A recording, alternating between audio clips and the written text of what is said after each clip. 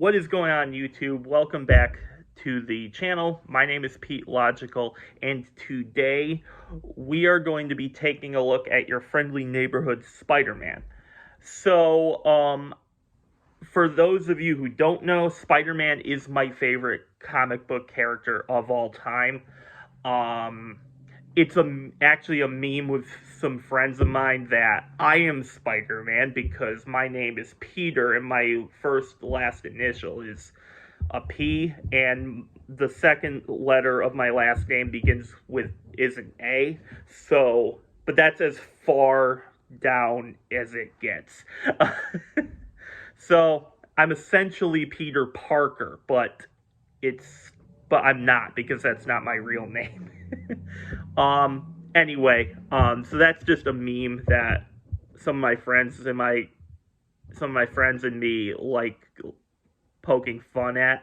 But yeah, so I've been a Spider-Man fan since I was a kid in the 90s reading the comics, and back when this was first announced, I was actually pumped for it because, one, it's going to be an animated Spider-Man show, which is different. But I am a fan of animation.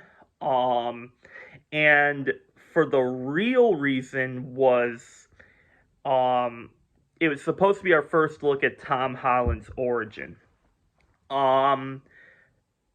Which sounds cool because we didn't ever see his proper origin. So, I was really excited to check it out when it came out, right? The trailer came out a month ago before its release, and well, it's definitely not Tom Holland's origin.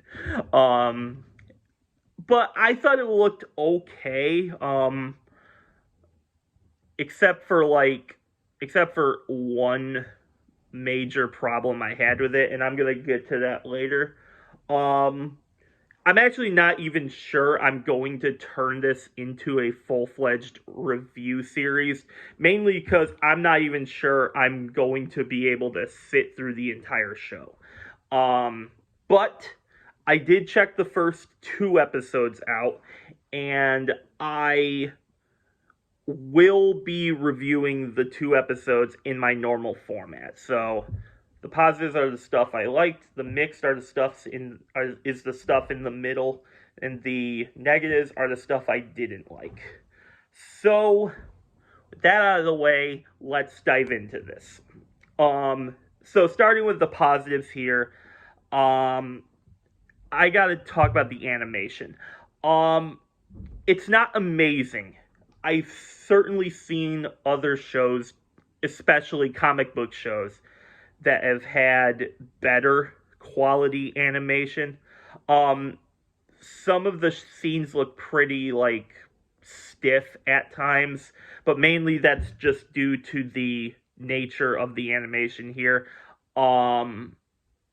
It doesn't feel as alive as the Spider-Verse movies, but it's also not terrible. They do some interesting stuff with the webs and other stuff while he's Spider-Man. I think all that looks pretty good.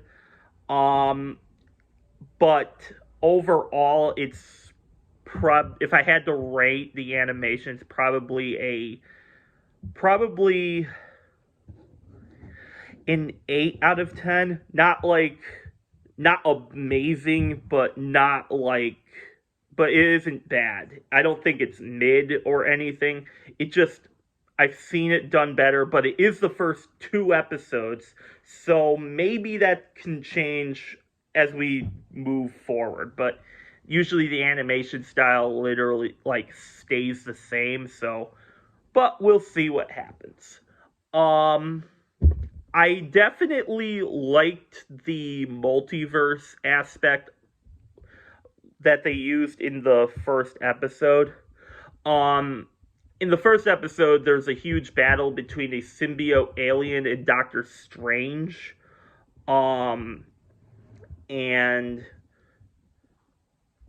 ignoring Strange for a second, and while it's kind of weird that he that he appeared in the first episode. That is kind of weird for a Spider-Man origin series, but we don't. But I digress. I'm not going to stay on that. What I do want to talk about is the concept they introduced with the. If I got this correct, before the portal closes, you got a different Earth's radioactive spider falls through the portal and onto Peter Parker. Now we've seen that done before in Miles Morales, right? But I don't know if we've ever seen Peter Parker do that. But it raises an eyebrow because that is what made Miles Morales unique. So obviously we're not going to deal with Miles Morales in this timeline, right? So which is interesting because that basically means this has to be its own canon. And and on that topic, it is its own canon, but because of stuff that happens later on, and I'm gonna get to that.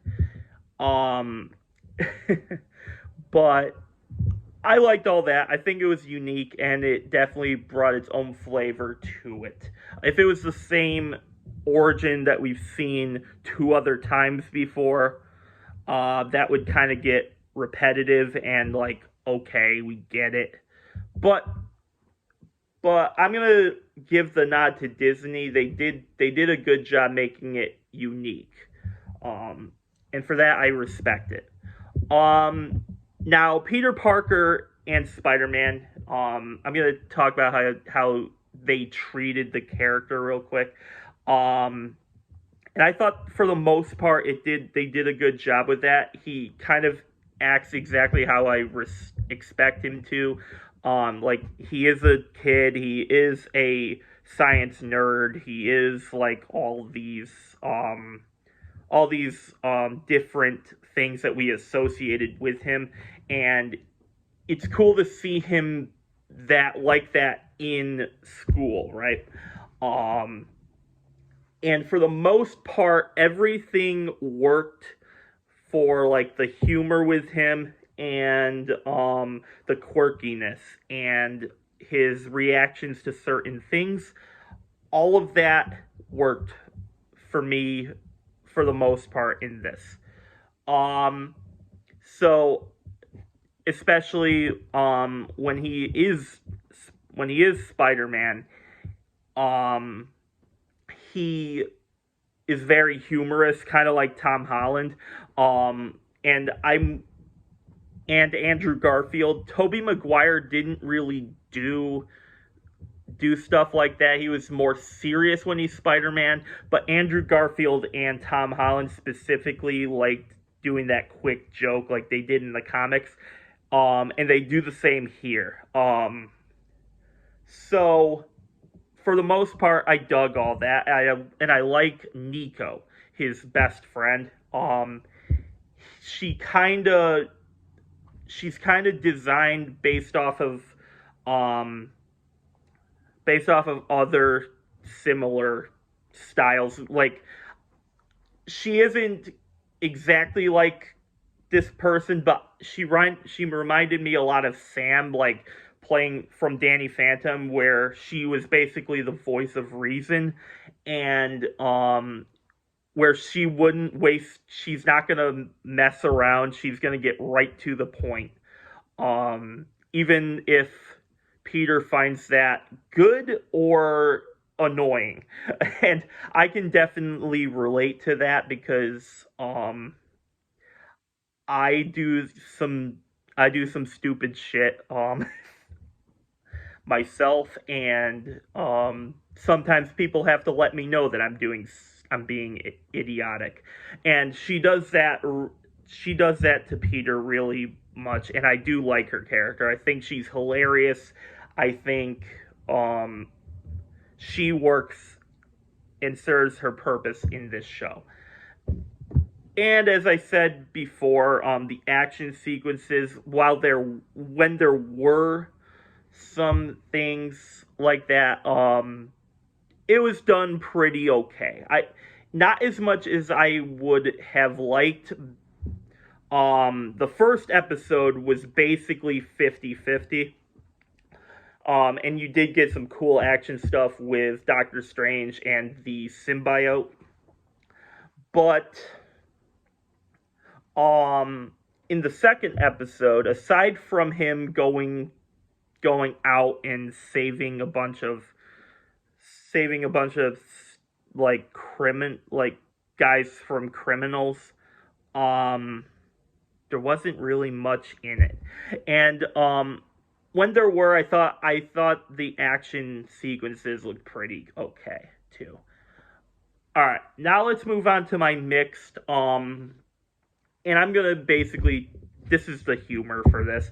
I did like the jokes with Peter, but there are some, and I'm gonna give that a pass. And it's only not in negative because it is the first two episodes. But if this continues on throughout the show, it probably will fall.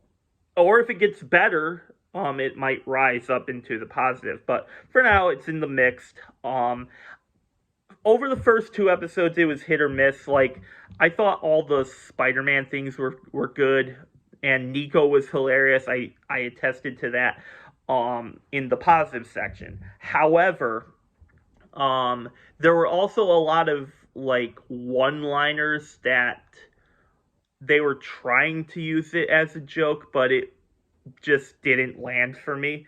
And that happened more often than I chuckled at the show. So you can take that for what you will. It is the first two episodes. Maybe it gets better later on. So for now, it's the mixed category.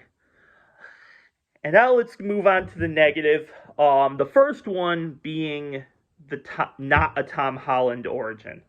And this is basically here because I think if this show were to have worked, it would be the Tom Holland origin because, as I said, he never got his proper origin story.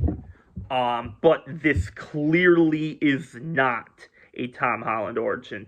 Number one, as I said before, the radioactive spider is from a different dimension. The only other instance that happens in the comics is for Miles Morales. And there are some Disney-isms that happen, which I'm going to get to in a minute, but stay on this. And it's so disappointing because it would have made this show stand out more if it were the origin to Tom Holland. But it's not because, one, Tom Holland doesn't voice this character. And I think the guy does a good job for the most part. It only irks me because the character model looks more like Tom Holland than any of the other Spider-Mans that we've had.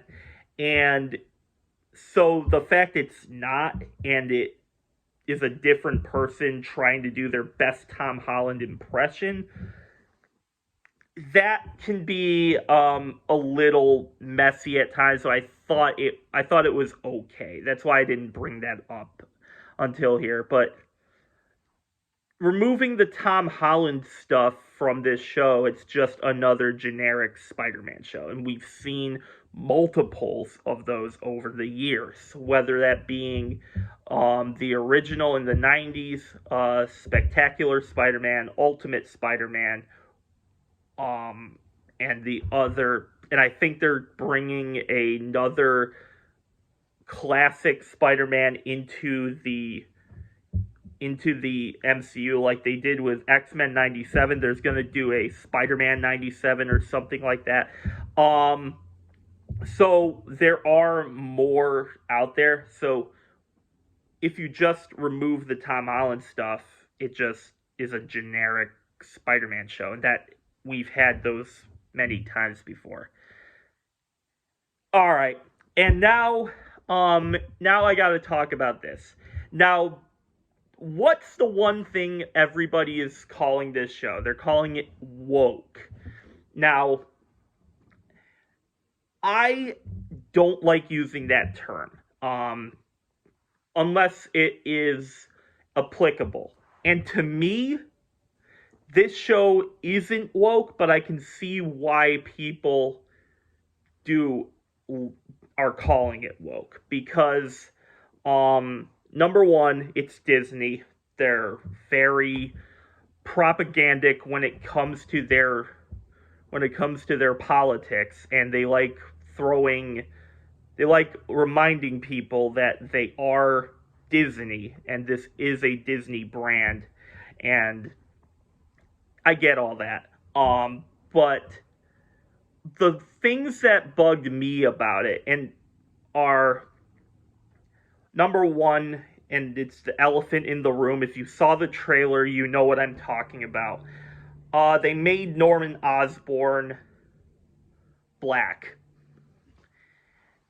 They even made Harry Osborn black, which is so incredibly stupid, I can't even talk about it here. Because I'm just going to say this, they have been white and redhead characters primarily since the early days of the comics. So when you want to race swap Norman Osborn, it gets an eye roll for me. Like, what are you doing, Disney? If it were that, I wouldn't even have this here. But they also did some Disney-isms with other characters, where, and it's set in New York City, where obviously this is a big area, right? This is an area where, like, it has the most populated city in America, or like top 2. And so obviously a bunch of different people live here. But I wish you would see more, because every non-major character is either black, Asian, or a different race entirely. And it's like, Disney, we get it. There were some tech limitations in the early days of writing comics. But it kind of irks me when there's so much of one thing. It just doesn't make any sense. It really just feels like Disney just putting these things in here for just to remind everybody that we're Disney and we support all these different types of people. And I'm not saying I'm not. Like, I'm 100% for equality. And I think everybody deserves equal rights in as a person, right? But sometimes when Disney throws their stuff out there, it just irks me. And because it feels like they're just being anti-white, and that's just as bad as being